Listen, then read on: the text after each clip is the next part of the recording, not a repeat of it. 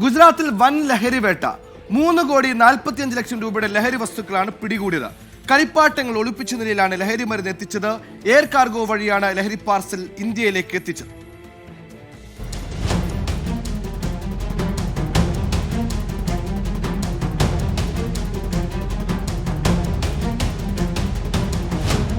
ലഹരി മരുന്ന് കടത്താൻ പല വഴികളാണ് മാഫിയ സംഘങ്ങൾ കണ്ടെത്തുന്നത്.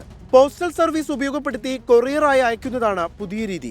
ഇത്തരം നീക്കങ്ങൾ നിരീക്ഷിച്ചു വരികയായിരുന്ന ക്രൈംബ്രാഞ്ച് സംഘമാണ് 3.5 കോടിയോളം വില വരുന്ന ലഹരി മരുന്ന് പിടികൂടിയത്.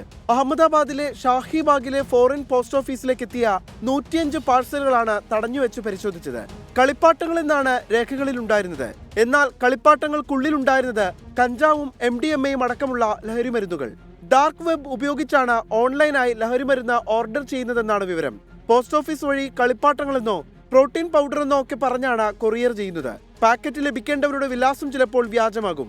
ഇപ്പോൾ പിടികൂടിയ ലഹരി മരുന്ന് ആരാണ് ഓർഡർ ചെയ്തതെന്ന് കണ്ടെത്താനുള്ള ശ്രമത്തിലാണ് ഗുജറാത്ത് പോലീസ്. 24 മുംബൈ.